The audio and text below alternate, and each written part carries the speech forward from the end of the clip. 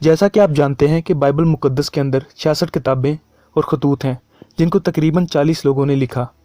Old testament, जिसे यहूदी और मसीही दोनों मुकद्दस मानते हैं, 39 किताबों पर मुश्तमिल है, जबकि न्यू टेस्टामेंट, जो खुदावंद यीशु मसीह और उनके पैरोकारों के दौर का अहाता करता है, 27 किताबों और खतूत पर मुश्तमिल है। बाइबल के स्कॉलर्स का मानना है कि बाइबल की पहली किताब पैदाइश से लेकर आखिरी किताब मुकाशफा तक पूरे मतन को मुरतब करने में तकरीबन 1500 साल लगे। बहुत से लोग आमतौर पर बाइबल की तारीख पर शक करते हैं, लेकिन सालों के दौरान बहुत सी आर्कियोलॉजिकल डिस्कवरीज़ ने बाइबल के सहीफ़ों में बयान करदा बहुत से वाक़यात का ठोस सबूत फराहम किया है।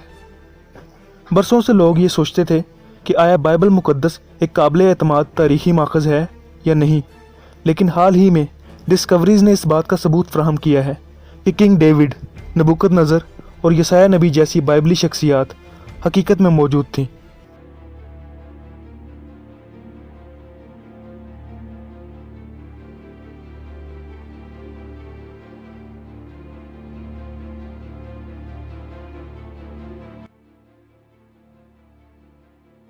मसीह में आप सबकी सलामती हो अजीज़ों। आज की इस शॉर्ट वीडियो में हम उन आर्कियोलॉजिकल डिस्कवरीज़ के बारे में जानेंगे जो बाइबल में बयान करदा बहुत से वाक़यात का ठोस सबूत फराहम करती हैं। नंबर 1, सुलेमान बादशाह की दीवार। सलातीन की पहली किताब में सुलेमान बादशाह नामी एक शख्सियत का जिक्र मिलता है। सुलेमान बादशाह ने एक दीवार बनाई थी जो यरूशलेम के गिर्द चक्कर लगाती थी।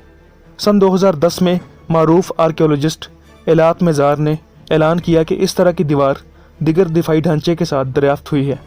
जब कार्बन डेटेड हुई तो पता चला कि यह दीवार 10वीं सदी कबल मसीह की है, यानी जिस ज़माने में सुलेमान बादशाह ने इसराइल पर हुकूमत की।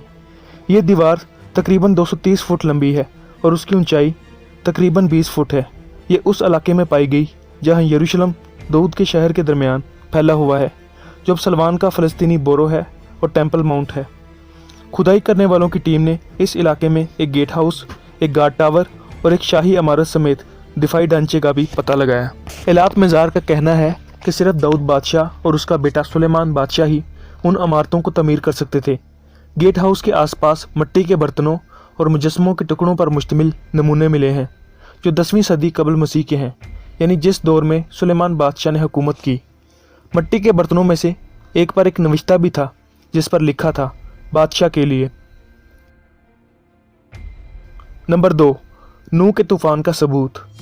बाइबल की पहली किताब पैदाइश में लिखा है कि हज़ारों साल पहले जब ज़मीन पर बदी बहुत ज़्यादा बढ़ गई थी तो खुदा ने नूह से कहा था कि एक बहुत बड़ी कश्ती बना और ज़मीन के तमाम जानवरों के एक एक जोड़े को कश्ती में ले आ।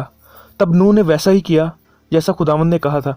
तब खुदा ने ज़मीन पर 40 दिन और 40 रात पानी बरसाया और ज़मीन के सब इंसानों को पानी से ज़मीन पर से मिटा डाला, और नूह और उसका ख़ानदान ही ज़मीन पर जीते बचे।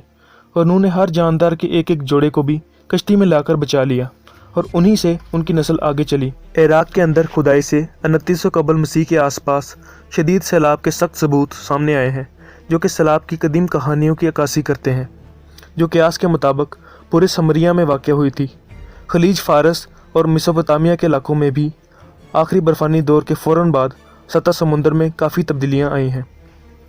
ये बात भी अच्छी तरह से कायम है कि तकरीबन 7000 साल पहले एक बड़े सैलाब ने बहरा यसूद के करीब इलाके में 1 लाख मुरबा मील से ज़्यादा ज़मीन को डूब दिया होगा। इसके अलावा बहुत सी कदीम सकाफ़तें भी एक अजीम सैलाब की कहानियाँ सुनाती हैं। इनमें गलगामेश की बाबल की महाकावी और ड्यूक एलन और पायरा की रोमन और यूनानी कहानी शामिल है। इन कहानियों में एक बड़े सैलाब का जिक्र मिलता है। नंबर 3, यसाया नबी। यरूशलेम में खुदाई के दौरान आर्कियोलॉजिस्ट ने जिस्मानी सबूत दरियाफ्त किए हैं जिनसे पता चलता है कि बाइबल के नबी यसाया दरअसल एक हकीकी शख्स थे। यसाया नबी ने यहूदा की कदीम बादशाहत को अशूरियों के हमले से बचाने में मदद की थी।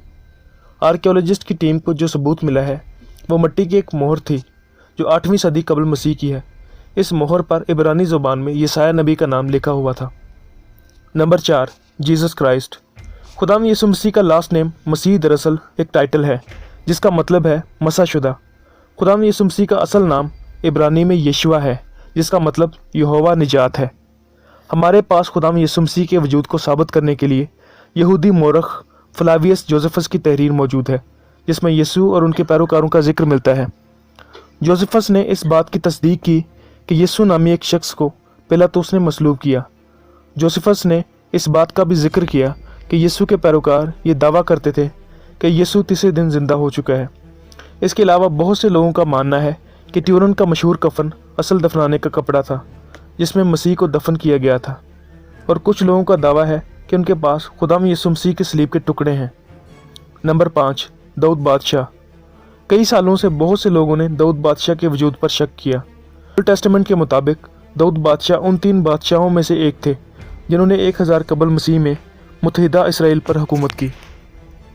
सन 1993 में इसराइली आर्कियोलॉजिस्ट अब्राहम बेरान की सरबराही में एक टीम के रुकन गैला कुक ने उन चीज़ों के टुकड़े दरियाफ्त किए जो एक कदीम पत्थर की दीवार की तमीर के लिए इस्तेमाल किए गए थे, जिसमें किनानी नविश्ता मौजूद है जिसमें दाऊद बादशाह के घर का जिक्र है। ये टुकड़ा टेल डैन स्टील के नाम से जाना जाता है। अगरचे ये इस एक जुमले के अलावा ज़्यादा मालूमात फराहम नहीं करता, लेकिन ये इस बात की तस्दीक करता है कि दाऊद बादशाह के ख़ानदान ने मसीह की पैदाइश से तकरीबन 1000 साल पहले हुकूमत की। नंबर 6, बाबुल का बुर्ज। पैदाइश की किताब में कदीम फ़न तमीर के एक अजूबे का जिक्र है जिसे बाबुल का बुर्ज या बाबुल का मीनार कहा जाता है। यह अहराम टावर या ज़ग्गरात नूह की औलादों ने तमीर किया था जो उस बड़े सैलाब से बच गए थे। जब वो मेसोपोटामिया के शहर बाबुल में आबाद हुए तो उन सब की एक ही ज़ुबान थी, जैसा कि बाइबल मुक़द्दस में लिखा है। जब ये लोग खुदा से भटकने लगे तो उन लोगों ने एक मीनार बनाने का फ़ैसला किया जो आसमान तक पहुंच सके। जब खुदा ने उनके घुमंड को देखा तो उनकी ज़ुबान को बदल दिया, उनकी लैंग्वेज को बदल दिया ताकि वो मज़ीद एक दूसरे से बात ना कर सकें। कदीम बाबुल में तकरीबन 30 उसी तरह के ज़ग्गरात दरियाफ्त हुए हैं जो इराक़ के जदीद शहर बगदाद से सिर्फ 55 मील दूर हैं।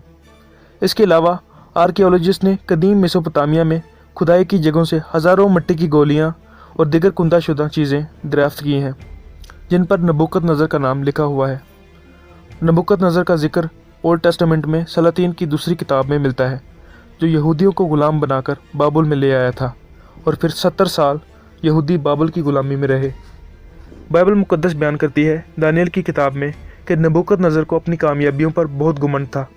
यही वजह है कि वो हर चीज़ पर अपना नाम छपवा देता था, और इसीलिए जो चीज़ें दरियाफ्त हुई हैं उन सब पर नबूकदनज़र का नाम पाया गया है, जो कि साबित करता है कि बाइबल मुक़द्दस खुदा का सच्चा कलाम है। अजीज़ों, इस तरह की मज़ीद वीडियोज़ के लिए हमारे यूट्यूब चैनल को सब्सक्राइब करें और साथ ही बेल आइकन को भी प्रेस कर लीजिए ताकि आपको हर आने वाली वीडियो का नोटिफिकेशन मिल सके। खुदावंद आप सबके साथ हो। जय मसीह की।